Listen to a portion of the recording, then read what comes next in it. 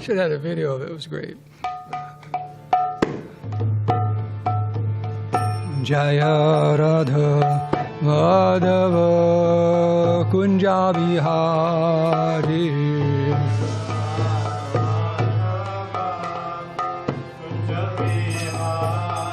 Jaya Radha Madhava Kunja Bihari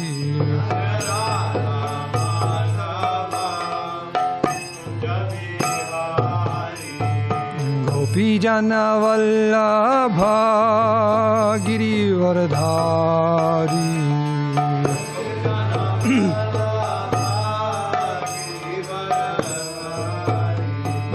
Gopijana Vallabha Girivardhari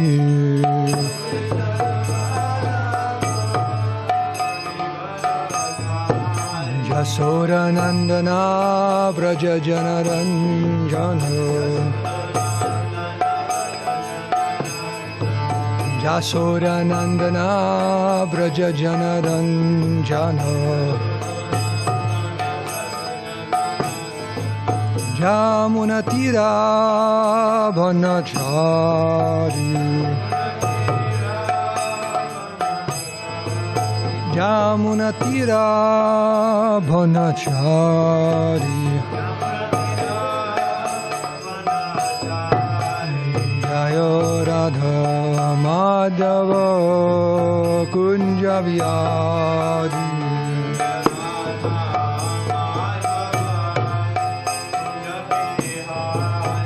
Jaya Radha Madhava Kunja Bihari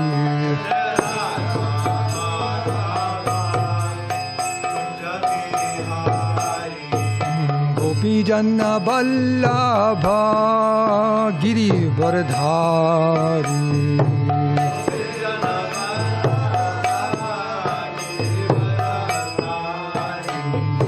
Gopijana Vallabha Girivardhari Girivardhari Yashoda Nandana Vraja Janaranjana Yashoda Nandana Vraja Janaranjana Yashoda Nandana Vraja Janaranjana Jamunatira Vanachari Jamunatira Vanachari Jayo Radha Madhava Kunja Bihari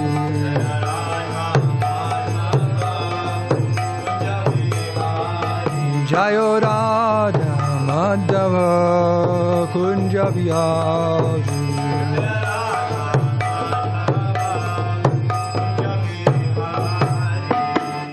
Sri Radha Madhava ki Sri Radha Giridhari ki Jai Jai Om Vishnupad Paramahamsa Adi Vraja ki Jai Jashodha Śrīmad His Divine Grace Bhai Charana Ravinda Bhakti Vedānta Swami Śrīla Prabhupada ki Jai Jai Om Vishnupad Paramahamsa Paravraj ki Jai Jashodha Śrīmad His Divine Grace Śrīla Bhakti Siddhanta Saraswati Goswami Maharaj Prabhupada ki Jai Ananta Koti Vaishnava Vrinda ki Jai ISKCON Founderacharya BBT Founderacharya Śrīla Prabhupada ki Jai Grantara Srimad Bhagavatam ki Jai Sam Veda Bhakti ki Jai Go Premanandi all glories to the assembled devotees all glories CC Guru and Sri Gauranga.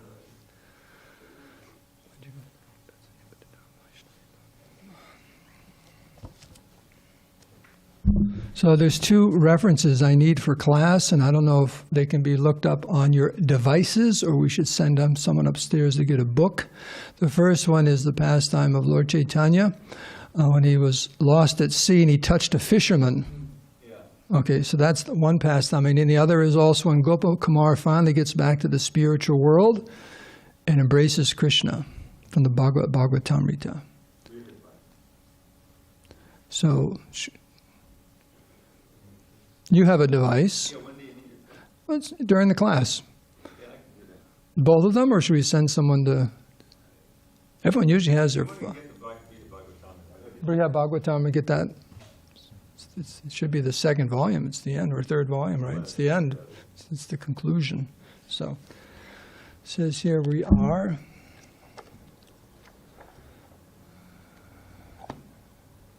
Chapter.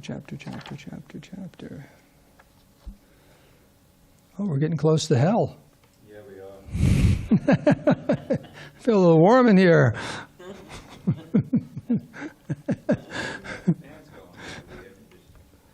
Okay, close to the hellish planets, San Diego. Okay, we're going to start with, and actually, there's the purport. Okay, so it's going to be 4 and 5. Om Namo Bhagavate Vasudevaya. Om Namo Bhagavate Vasudevaya. Om Namo Bhagavate Vasudevaya. Okay, Srimad Bhagavatam, 5th canto, 25th chapter, starting with text 4.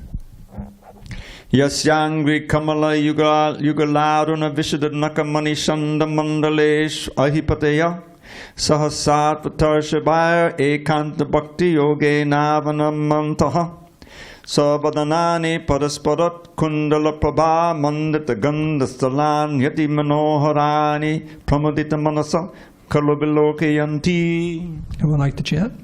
Okay. Okay. We don't usually go through the word for word, do we? Okay, so this is the translation. The pink, transparent toenails on the Lord's lotus feet are exactly like valuable gems polished to a mirror finish. When the unalloyed devotees and the leaders of the snakes offer their obeisance to the Lord Sankarshan with great devotion, they become very joyful upon seeing their own beautiful faces reflected in his toenails. Hare Krishna! Their cheeks are decorated with glittering earrings, and the beauty of their faces is extremely pleasing to see. Text 5, translation. Lord Ananta's arms are attractively long, beautifully decorated with bangles, and completely spiritual. They are white, and so they appear like silver columns. When the beautiful princesses of the serpent kings, hoping for the Lord's auspicious blessing, smear his arms with guru pulp, sandalwood pulp, and kumkum, the touch of his limbs awakens lusty desires within them. Understanding their minds, the Lord looks at the princesses with a merciful smile, and they become bashful, realizing that he knows their desires. Then they smile beautifully and look upon the Lord's lotus face, which is beautified by reddish eyes rolling slightly from intoxication, and delighted by love for his devotees.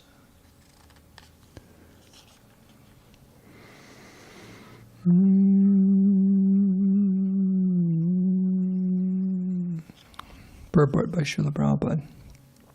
When males and females touch each other's bodies, their lusty desires naturally awaken. It appears from this verse that there are similar sensations in spiritual bodies. But Lord Ananta and the women giving him pleasure had spiritual bodies. Both Lord Ananta and the women giving him pleasure had spiritual bodies. Thus, all sensations originally exist in the spiritual body. This is confirmed in the Vedānta-sūtra, janmādy yataḥ.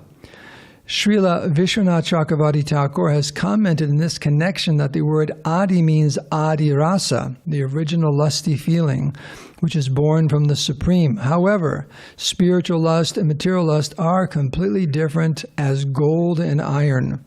Only one who is very slightly elevated in spiritual realization, only one who is very highly elevated in spiritual realization can understand the lusty feelings exchanged between Radha and Krishna, or between Krishna and the damsels of Vraja. Therefore, unless one is very experienced and advanced in spiritual realization, he is forbidden to discuss the lusty feelings of Krishna and the gopis.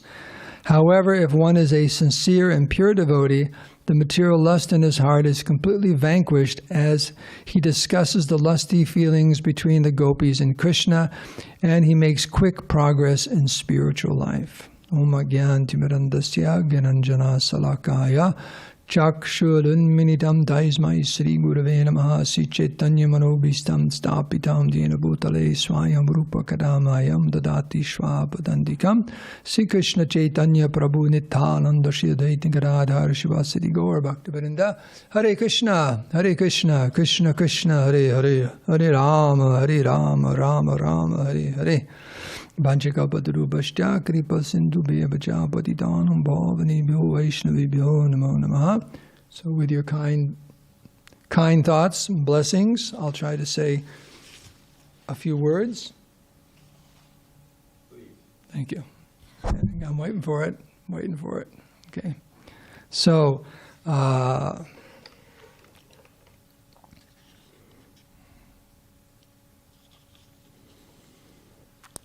Srila Prabhupada was staying at someone's house in India, a kind gentleman, and I guess it was not just Prabhupada, but the devotees were there. And they were devotees of Radha and Krishna, and they had some beautiful Radha Krishna deities. And they were dressed in black. Prabhupada one day, either personally or through his servant, asked why were they dressed in black. And the man's answer was that Krishna's effulgence is so bright, it blinds them, so they need to put black on the deities. So Prabhupada got some indication of where they were coming from. And then later on, they kept asking Srila Prabhupada if he could speak about the Rasa Lila. And Prabhupada said, no. And they kept bugging him, kept asking and asking. And Prabhupada said, no, that's, I'm not, and he said, no, please, and Prabhupada said, no. And then finally, he kept pushing Prabhupada. Prabhupada said that maybe you're advanced enough to hear these pastimes, but I'm not advanced enough to talk about it. In other words, following this directive, that unless one's very, very advanced, one cannot understand these, so why talk about it? It creates a problem. Actually, it creates more problem than it does help, because people will misunderstand unless they're very advanced in their Krishna consciousness. So Prabhupada set that example. And Chaitanya Mahaprabhu set that example too. He would only discuss these intimate pastimes with 3.5 associates. And those associates were Ramananda Roy, Subdhamadar, Sikhi Mahiti, and his sister. So for our own spiritual advancement and the spiritual advancement of the persons we're preaching to, we have to be very careful, not just the pastimes of Radha Krishna, but always making sure that we are speaking appropriately to their ability to understand. That's extremely important. Just like one of the offenses against the holy name is to preach to the faithless. They have no real interest or faith, and if you start preaching to them, they simply become angry. Right? They become angry or just completely misunderstand and so on. So one has to be careful. It just creates a unpleasant atmosphere. I'll give you an example. We have a very nice devotee here many, many years ago, quite an enthusiastic devotee. In fact, Bandhuraj Maharaj described him as a motor, like on a boat, but the boat has no rudder. And there's another devotee, Dhruva Maharaj, he said he's like the rudder, but he has no motor. But I remember him saying that. But this other devotee is very, very enthusiastic. So we had the dinner program here in the temple every night. And actually it was Balaram's appearance day. I remember that. It was the evening. And everyone would be sitting here, and then the beginning of the dinner, just before they served out, a devotee would come and just speak a little bit, just a few minutes, just a little bit, and invite them to stay for class afterwards if they wanted to. And this devotee came out here, and he was going to speak for a little while, and Gunagaram Maharaj was standing right there by that door. So he said, it's a very, very special day. It's Lord Balaram's appearance day. And then he started saying, well, Balaram is, Krishna's brother. Krishna's got a brother, he's got a sister, he's got a mom, he's got a dad, and he just started going off on all this very, intimate, confidential kind of stuff. And pastimes, he's talking about, sometimes Balaram gets into fights, You know, like boom, boom, boom, and this and that. And Maharaj is in back going like this. Like, stop, you're going, don't. And he thought Maharaj wanted him to talk about the fights. So he said, and Balaram sometimes would cut off the head of a demon. And Maharaj just went like this and walked out the door. So as an example, it's too much. They just need to hear about the soul and a few things like that. It's not appropriate. And all the guests were like, their heads were just spinning. Like, what's happening here? What's he talking about? God, and he's got a sister and a brother. And it's like, whoa. So one has to be careful. So what we want to talk about here is bringing up the point about touching. When bodies touch each other, there's a sensation. Now, where's that sensation coming from? Anyone here ever touch a dead body? Right? Nothing. Right? It's nothing. So where's the sensation coming from? It's actually not coming from the body. It's coming through the body. It's from the soul, the conscious soul. And the body is a type of filter, because depending on the body you have, that the sensation coming from you and the sensation felt by the other person is different. So what's referred to here, of course, first is the male and females, when they touch each other's bodies, automatically their desires to enjoy naturally awaken. That's what happens. And saying here, but Lord Ananta, Sankarshan, and the women putting on the sandalwood paste and all that, they have spiritual bodies. But there's a sensation also when spiritual people touch the body, right? So it's completely different. And on the material platform, what's referring to is you touch someone and your desires to enjoy increase. I want to enjoy, right? But on the spiritual platform, it's you become ecstatic in surrendering to Krishna or wanting to serve Krishna. That's what happens. And there's different examples. The devotees sometimes talk about Śrīla Prabhupada. He would touch them, right? I remember there's that story when Brahmananda, I don't know, was he with Gargamuni when they came back from Pakistan? They were almost killed there, and they arrived in Bombay, and Prabhupada was so happy because he saw in the paper they said some devotees were killed in Pakistan, and different past things happened, but they got out of Pakistan because the war was just starting. Not a good place. Hindu-Muslim riots and a war going on. It's not a good place to try to preach as a Hindu. So they finally arrived, there late at night, and Prabhupada sort of embraced Brahmananda like that. He embraced him. That you're alive, you're okay, Krishna saved you. And he relates that incident with just like unbelievable spiritual, ecstatic experience being embraced by a pure devotee. And I don't know who was saying about, but in Los Angeles, in the early days, when Prabhupada arrived, the devotees would line up. Prabhupada would go into the temple room and they'd bow down and hope that Prabhupada, because Prabhupada would sometimes go and touch their heads as he's going down the aisle. Prabhupada touches his head. And the devotees they're waiting for that, just the opportunity for Prabhupada, because when Prabhupada touched you a little bit, it was just an amazing experience. So, different things like that. I remember Indradumna Maharaj, there's that pastime where he was in London. They always had to come to see Prabhupada. Prabhupada arrived in London. They had come from France, and Prabhupada's luggage was lost. The devotee's luggage was lost. So, and then probably Bhagavan or someone, whoever said, or Jayatirtha said, "You stay here at the airport and bring all the luggage."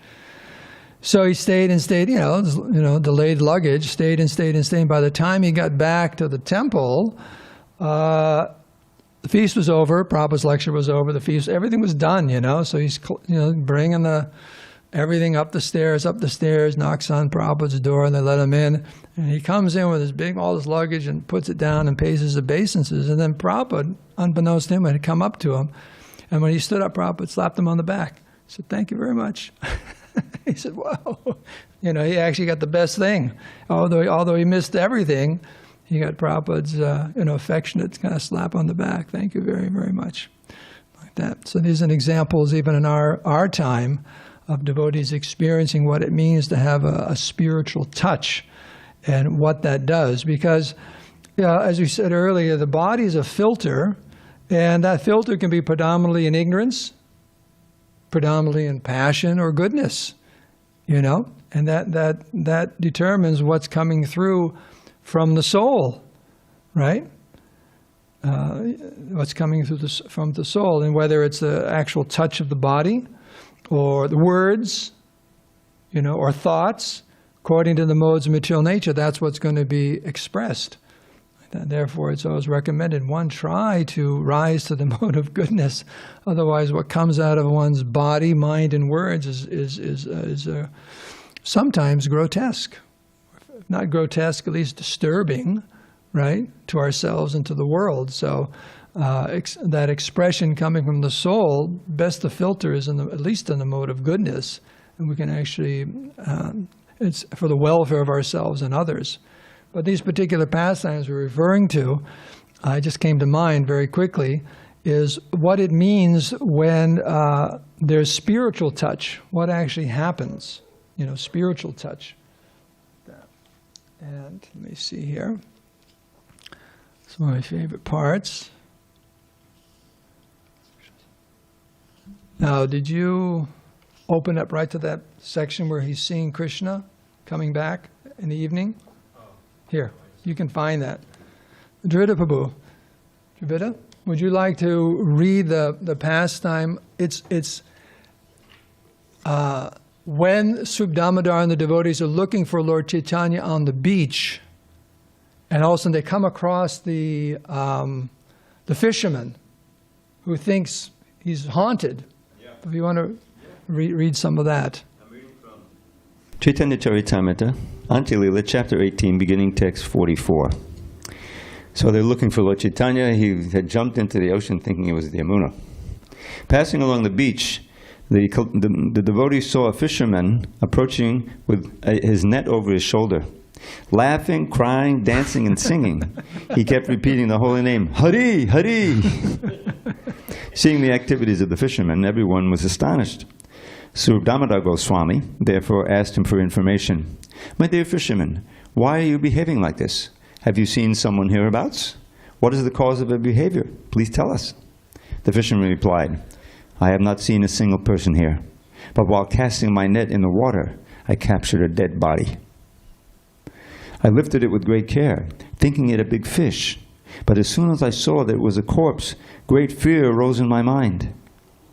As I tried to release the net, I touched the body, and as soon as I touched it, a ghost entered my heart. I shivered in fear and shed tears. My voice faltered, and all the hairs on my body stood up. I don't know whether the corpse I found was the ghost of a dead Brahmin or an ordinary man, but as soon as one looks upon it, the ghost enters his body. The body of this ghost is very long, 5 to 7 cubits.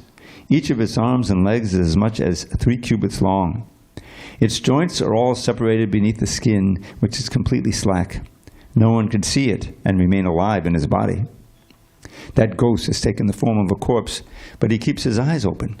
Sometimes he utters the sounds, gong, gong, and sometimes he remains unconscious.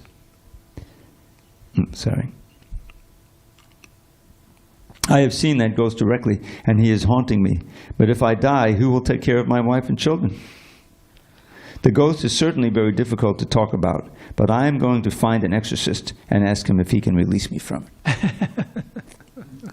I wander alone at night, killing fish in solitary places, but because I remember the hymn to Lord Nrsimha, ghosts do not touch me. This ghost, however, overcomes me with redoubled strength when I chant the Nrsimha mantra. When I even see the form of this ghost, great fear arises in my mind. Do not go there, I forbid you. If you go, that ghost will catch you all. Hearing this, Swarup Damodar could understand the full truth of the matter. He spoke sweetly to the fisherman. I am a famous exorcist, he said, and I know how to rid you of this ghost. He then chanted some mantras and placed his hand on top of the fisherman's head. He slapped the fisherman 3 times and said, now the ghost has gone away, do not be afraid. By saying this, he pacified the fisherman.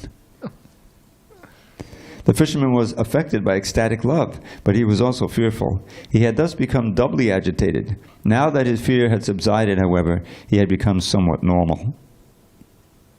Srimad Bhagavatam said to the fisherman, "My dear sir, the person you are thinking is a ghost is not actually a ghost, but is the Supreme Personality of Godhead, Sri Krishna Chaitanya Mahaprabhu." Do you want me to keep going? Was there a little bit there about the fact that Lord Chaitanya touched him? I mean, we all know that's what happened, but I don't know if Prabhupada elaborated in purport. No, there's no purports. Okay. Yeah, I think he got it from just touching Lord Chaitanya. Yeah, so just inadvertently, just touching Lord Chaitanya, he became ecstatic love of Godhead. Yeah, it happened all the time. That's a touch. That is a touch we're looking for. And I was just reading somewhere about touching the body of the Supreme Personality of Godhead, and Prabhupada said, you all have that opportunity because you worship the deities. The pujaris are touching Krishna's body. We're not touching wood or stone or metal or a representation. It's directly Sakshat Bhagavan. So the boys are very fortunate. They're actually touching Krishna's body. Yeah. So why is it that every morning after I touch, I'm not crying back there talking about a ghost? What's the difference between me and the fisherman? Mahaparadi. That's the problem. Some people, just an ecstatic love of God. At others, it takes some time. So that's just because it talked about touching, and things happen when one body touches another. So what happens when the Supreme Lord touches a conditioned soul? There's an example right there, and the last thing I'll read is the Gopakumar returning to the spiritual world and embracing Krishna. The very ecstatic part of everyone knows the painting is embracing so on. So let's see, he opened it up to this. So he's made it all the way back to Vrindavan, and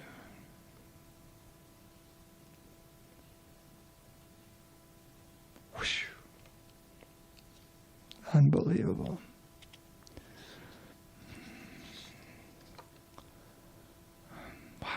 This is just up to this point. It talks about the different gopis, older and younger, seeing Krishna coming home, and they're fainting, and their faces are wet with tears and saliva, and they're just passing out, and girlfriends have to carry them, like that. Wow. Okay.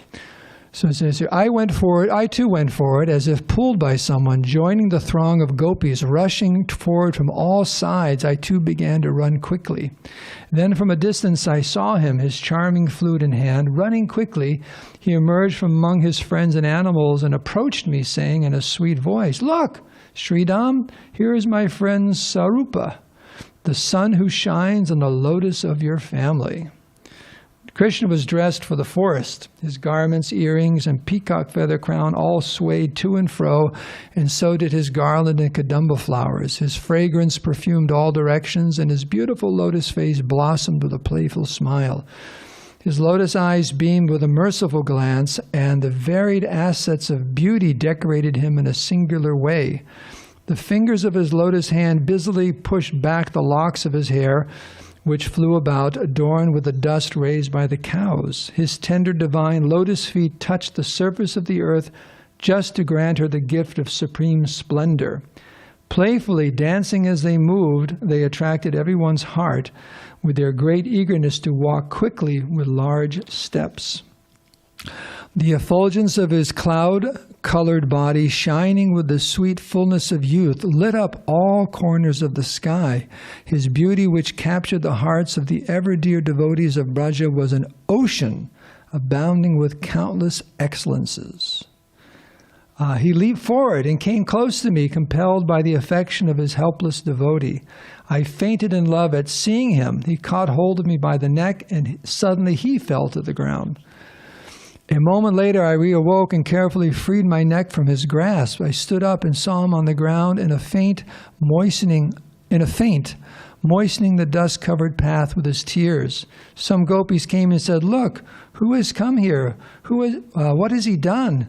He has put our life and soul into such a state. Alas, alas, just see, people of Vraja, now we are all dead. This must be some servant of that great wizard Kamsa. Lamenting like this in many ways, the gopis cried loudly in distress as they surrounded Krishna. Then from behind Krishna, several groups of cowherd boys quickly approached. Seeing him in such a state, they cried with pitiful voices. From afar away in the village, Nanda and the other elder cowherds heard this terrible sound of crying. So did Yashoda, ever affectionate to her son, and so did the other elder ladies and the maidservants. Together they all ran to that place, their feet stumbling on the path. Bewildered, they also cried, "Alas, alas!" Then the cows and the bulls and calves came there, and the black deer and other animals. Seeing Krishna in that state, they wept in agony. The animals, all crying out of love, their faces drenched with floods of tears, approached Krishna one by one and gently smelled and licked him again and again. Great numbers of birds flying overhead told also of their misery by making a tumultuous noise that sounded like people crying. And the immobile creatures, in great pain within, seemed suddenly to dry up. What more is there to say? All beings, moving and non-moving, were on the verge of death. As far as me, I was drowning in a vast ocean of sorrow, confused about what to do. Severely tormented, I put Krishna's feet on my head and began profusely sobbing and lamenting. Then Lord Balabhadra, Krishna's older brother, quickly arrived from some distance away, full of fear. White-complexioned and arrayed in blue garments, he appeared charming, for he was the same age as Krishna and as nicely dressed. Lord Balabhadra, that most skillful of persons, cried for a moment and then seemed to regain his composure and looked all around. With great care and attention, he made me hold his younger brother by the neck with my arms. He wiped Krishna's beautiful limbs clean with my hand. He wiped Krishna's beautiful hands clean with my hand and made me loudly call out to him in many plaintive cries. Then he made me lift Krishna up from the ground. Suddenly, Krishna opened his eyes, sealed till then by a flood of tears. Seeing me, he joyfully embraced and kissed me, but then he looked around and became embarrassed. The best of lords took my hand in his own left lotus hand. He received me as a long-lost bosom friend. He asked me various questions, then he greeted all the people of Vraja and entered the best of cowherd villages like a gate with the gait of an elephant. The forest animals were miserable because now they had to part from him. Unable to go anywhere without him, they simply stood at the entrance of the village, ready to spend their entire night there in the hope of seeing their Lord again the next morning. The birds there, the birds flew here and there high over the village to watch him, but when night came and they could no longer see him, they cried as if weeping and flew away. So, talks about Mother Yashoda and everyone, but so Krishna, anxious with love for me, brought me there outside his home and had me offer respects to Mother Yashoda. And Mother Yashoda, seeing the great love Krishna had for me, happily caressed me as if I were her own son. Then the gopis all arrived there at once. Some had made excuses for coming, and others had paid no regard to what anyone thought. So it's just talking about Mother Yashoda and getting everyone to go to bed and so on.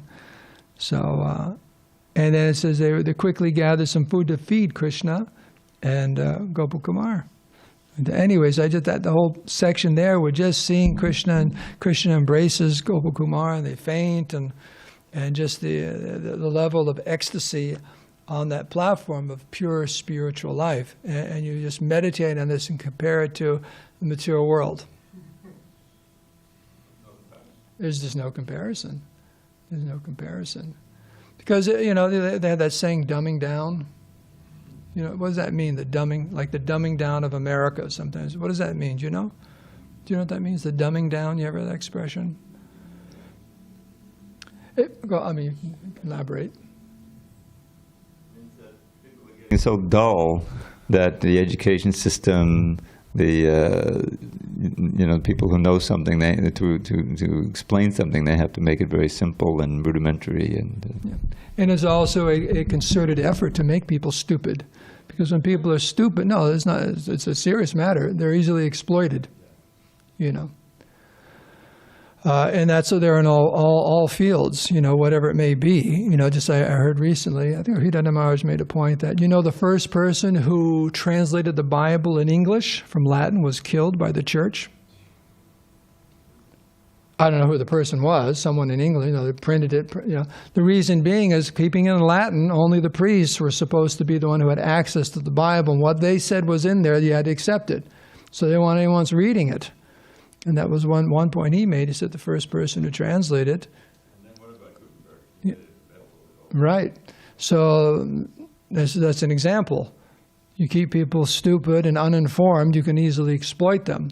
And you just keep feeding them a lot of sense gratification, they can't think straight. And that's their society today, because it's based upon exploiting people for, sense gratification. So when people are on that level, they really can't appreciate the finer things in life. They just can't. And I'm talking about not only spirituality, but even things in culture and so on. It's just unintelligible to them. Or just like you meet people and you talk about everyone's a spirit soul, it's impossible practically for them to conceive of that. It's just, there was an article recently in the ISKCON news, some person had written about reincarnation and Christianity. Did you read that?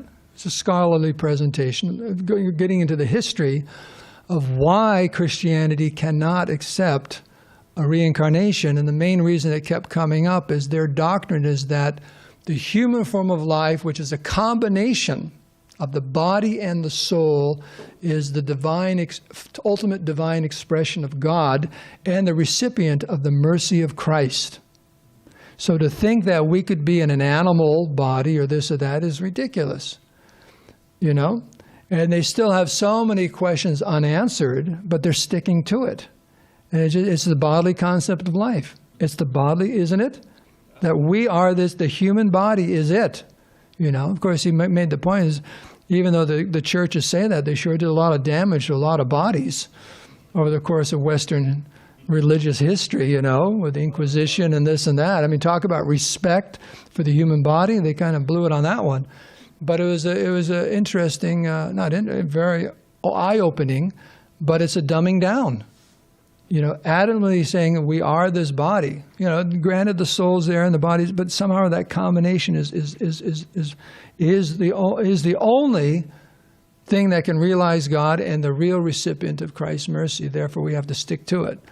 And then you bury him in the ground, and somehow or other, on the day of resurrection, you pop out of that grave in the body, not as a zombie, but somehow in your original form or whatever as a body. So it's quite. So there's different examples of this, the dumbing down and just we can't perceive. It becomes duller and duller and duller. It's Kali Yuga. Kali Yuga means things become very, very dull. Manda sumanda mateo, right? Foolish, very foolish, covered. So just by hearing these pastimes of the Lord, we can understand what it really means to be living on the spiritual platform and in touch with the Lord. And that touch is there available in many different ways. And the name is actually the foremost way of touching Krishna in Kali Yuga is through sound. That will come first and is non-different. When you touch the Shuddhanam, the pure name, that's why when chant Hare Krishna, purely what happens? Nayanam galada shudaraya vadanam gadgada hrudaya. You know the verse? Tears are flowing from the eyes, voice is choked up. Flowing from my eyes, my voice choked with bliss, the hair upon my body standing up in happiness. When will all these signs of rapture decorate my limbs? As I chant your holy name. Prabhu, can you use the microphone? Oh. Yeah, let's do that again, the microphone. Absolutely. Do it 10 times. Tears flowing from my eyes, my voice choked with bliss, the hair upon my body standing up in happiness. When will all these signs of rapture decorate my limbs? As I chant your holy name, the monarch of all hymns. So we can end with that poem. Are there any questions or comments on the few things we spoke about, or the verse, things in the verse I did not speak about?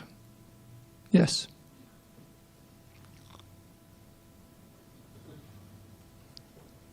I was just wondering, because you mentioned about the holy name, we can make offenses when we're speaking to people. When in preaching, people are wondering sometimes what type of like meditation you have and things like that. So you just talk about the holy name with them, and I was just wondering if you could tell me, expand a little bit on that comment and what precautions should we take when we speak to people? Okay, well, the precaution or the intelligent is you have to figure out where that person's at and what they are able to hear and what they should hear. That's good preaching. That's good communication. So you'll meet people out there who they're ready to hear a lot about the chanting Hare Krishna, and there's others where, they're not ready. They're just not ready. So talk to them at whatever level they will appreciate and become enlivened. It may just be describing the pakora that they're ready to pop in their mouth. That may be the level. That may be it. And Mukunda's super excellent chutney he just made the other day. That pakora, cilantro and a little lemon, it was the most refined, super excellent chutney I've had here in a long, long time. So just describing that may be, and they'll eat it. I'll have another one, And then there's others, you may have a lengthy discussion because they're ready to hear it. So it will vary from person to person. You have to, that's the expertise. As a preacher, you know what this person most likely can hear or needs to hear to help them in their spiritual life. Like that. Vaikuntha Prabhu? I had a question. One of the last points you were making about the Christian sort of doctrine that was being described of the human life being a combination of the soul and the body. And I'm wondering, because, sometimes the whole thing with meat eating, right, how they make that distinction, like to us it always seems like, Prabhupada gives those examples, the animal eats, we eat, the animal sleeps. So is that kind of the way that they get around that theologically, by putting like a human being in this different status where there's a soul present and somehow the other ones don't have a soul? Or? Yes, that's my understanding, and there are conversations like that. But not all Christians accept that. That's the point, and the article came up a few different times where not all Christians agree with this point or that point, and they still don't have a good answer, they don't have a conclusion. There's a lot of gray area, but that's why the doctrine is they still won't accept it, because it keeps coming back to this, keeps coming back to that. There are Christians who accept reincarnation. There are Christians who are vegetarians. It seems to make a lot of sense to us, but somehow there's somewhere in those books they talk about the divinity of human life above everything else, and it is the actual recipient of God and Christ's mercy. Like that, divine. Like that. That's interesting. One thing I would, if you allow me, is that the problem with all of these kaitava dharma, if you put it politely, is that what is it that makes him kaitava? Is that the dharma, the understanding and everything is not coming directly from a transcendental source, and so whatever vague idea they have becomes the servant of the lower self. In other words, you concoct some philosophy and religion, but it exalts this sacrifice and eating this and all of it, but what's involved in is a lot of ignorance about just the soul and the lower bodies and the feelings of pain. In other words, without the transcendental source, the pure source of knowledge, then everything becomes distorted and filtered through our own material egoistic desires. And that's the problem with all of these other so-called dharmas. And that's why, the Bhagavatam rejects them outright. Yeah, it's covering. Prabhupada gives a very graphic example. When he was living in Calcutta, he saw a man and his son in the backyard there. The man had just cut off the head of a chicken. And the chicken's running around with the blood spurting out. You can just imagine the scene. He's laughing, and the son is crying. The son couldn't believe what a ghastly scene. And the man's laughing that this, chicken body's running around, the blood spurting out of what's left of its neck. Now, is that covered by heavy, heavy, heavy mode of ignorance or not? It is. That you actually enjoy something like that, this body running around with blood spurting out of what's left of its neck. You thought it was amusing. So the way I remember that, he's kind of getting on his boy's case. What's the problem? You can celebrate it too, you know. Yeah, encouraging him that he should be laughing also. And the boy's crying. Oh, this is horrible. So this shows you how the modes of material nature are very intense and deep, very deep. I had two questions. The first one is just that I've heard, and I'm just forgetting where I heard it. I think I know, but I'm wondering if anyone knows. I've heard it said that Śrīla Prabhupada said that, and that's why I'm wondering if anyone has if there's any authority to this. But that Śrīla Prabhupada said, if you want to touch a woman, touch Tulsi. I mean, it's a clever saying, but I'm wondering, are you aware of that statement or where that's coming from? I've heard something like that before. Yeah. Bhakti-Vedānta Ṭhākura Ṭhākura said that? I heard that Prabhupada told Vishnu John Swami that. Okay, so a few different ideas. There's one idea that Prabhupada told Vishnu John Swami. You said you think maybe Bhakti. Anyway, I was curious because I thought about saying that one time, and then I couldn't remember where it was coming from, and I didn't want to, make it another Prabhupada said. But I've heard it from someone. I don't know where it was coming from. I don't know. Yeah, exactly. Who said Prabhupada said? But you can understand, though. Oh, he's also. Okay. So at least you could say that Bhakti-Vedānta Swami said. Okay. But you can understand the point that's being made there is that there's a difference if you simply touch Tulsi nicely and like that.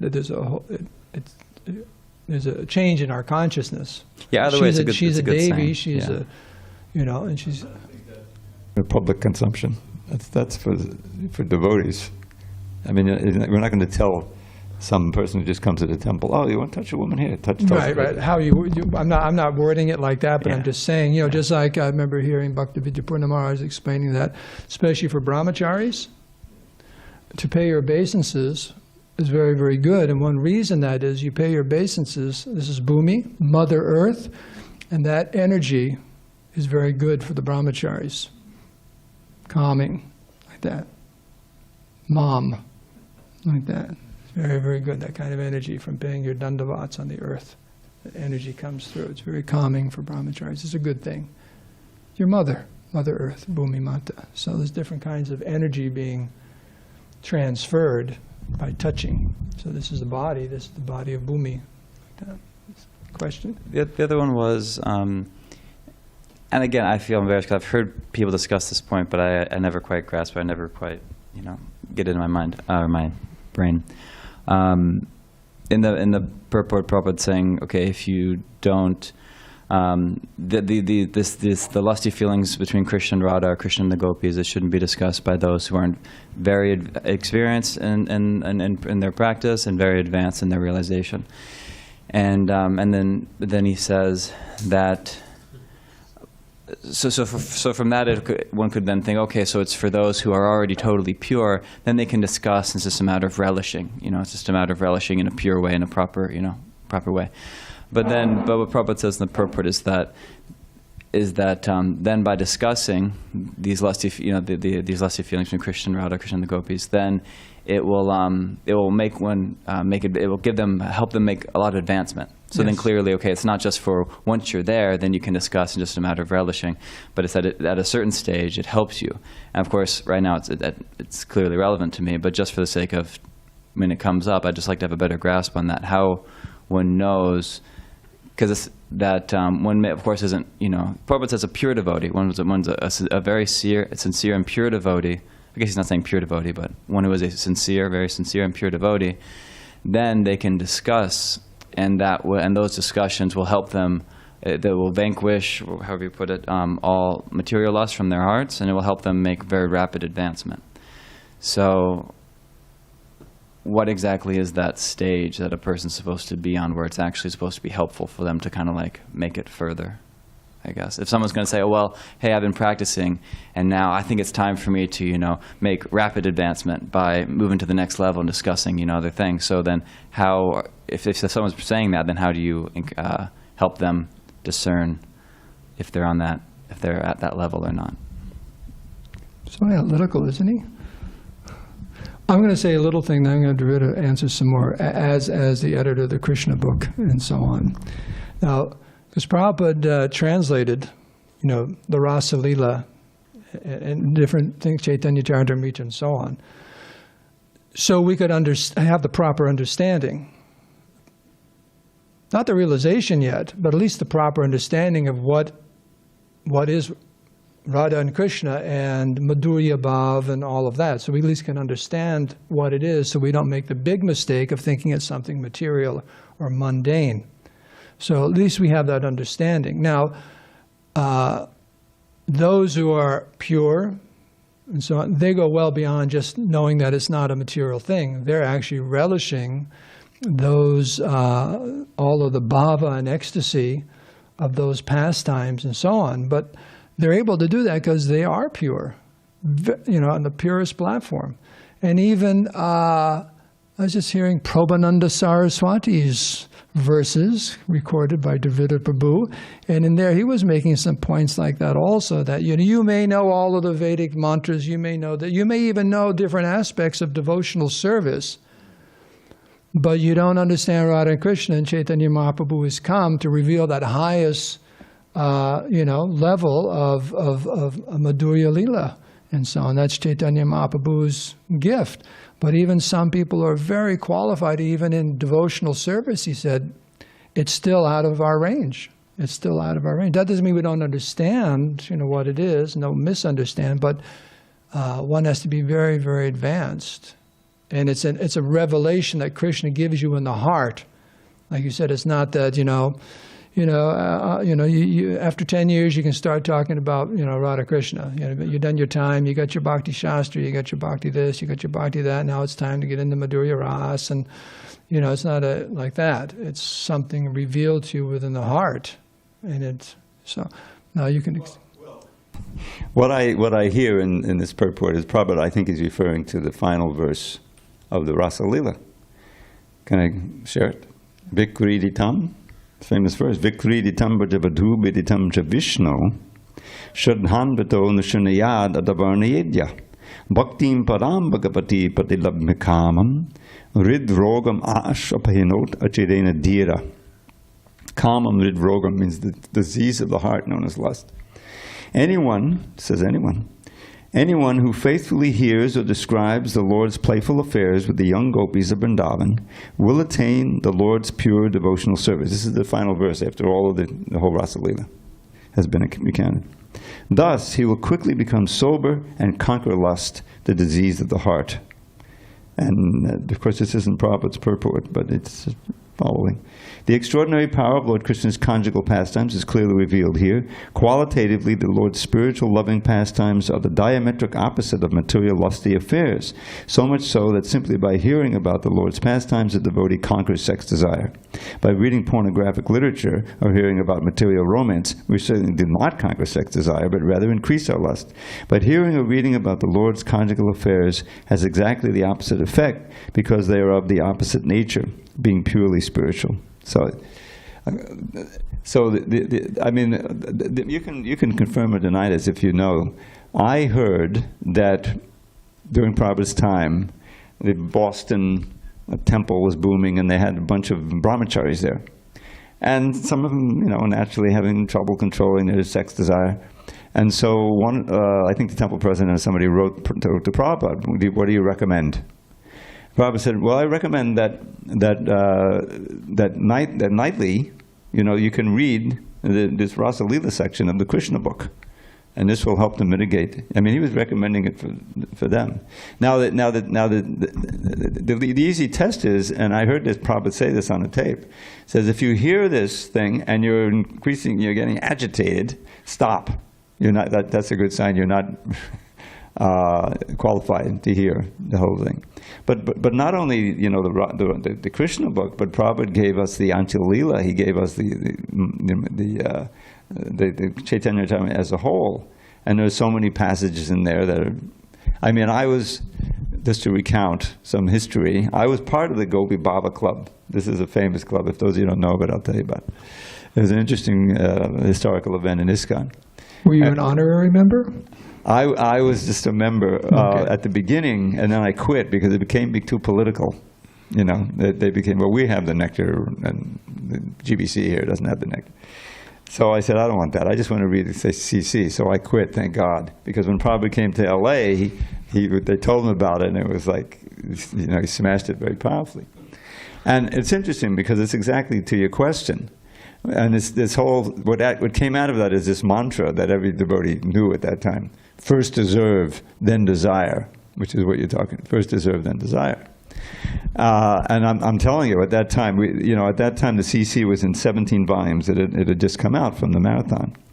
And the Antya-lila was bound up, the lettering was green. You remember that? The adi was red, blue, and then green.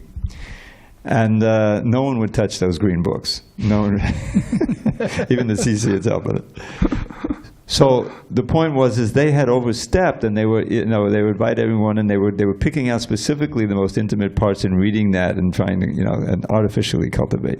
And the sign that they weren't ready was that they were becoming proud of it, and that we have the nectar, and it became it was materially contaminated by desire. So the easy test is, okay, read the Rasa Lila in the Krishna book. Now that was for everybody. That was mass distributed, and Prabhupada wrote it so we would all read it. And so there's all kinds of caveats in the beginning, and at the beginning there's a huge introduction explaining the difference between lust and love, and the difference between the gopis and everything. So that's there. And the actual description of the Rasa dance, it's how can I say it? Very chaste. It's very, and so if one can read that and understand the philosophy and feels the benefit from it, then it means you're qualified. It's not that you have to be on the super devotee. Prabhupada saying, they should read it. So it's really, one has to gauge one's own advancement, and don't read these things. If you still have some material conception. And it's reminding you of your old girlfriend or something, and stop, and then read Bhagavad Gita. It's a very, very, very advanced platform of Krishna consciousness. This is when you start following the residents of Vrindavan and uncovering your own rasa and things. That's very, very elevated platform of Krishna consciousness. Who was it? Someone was telling me that, and I think it was Bir Krishna Maharaj in one lecture. He was talking about this, and he said he was in Vrindavan many, many, many years ago, and there was another devotee or sannyasi staying in the room, and the devotee was walking around the room like this. And he said something, "What are you doing?" He said, "Well, he went to one of those, revealed his swarup." He said, "He told me I was a peacock eternally, so I'm practicing." So, come on. So, you got to be... I was thinking of... If you think of the context now, we've just heard this Ananta, the glories of Ananta, and I remember editing this chapter. We've just heard about how he gets angry, and then Rudra comes and destroys. So this is spiritual anger. There's nothing material about it. And now when we're hearing about spiritual lust, it's interesting how both lust and the anger are starting to be transcendental dimension to it. Okay.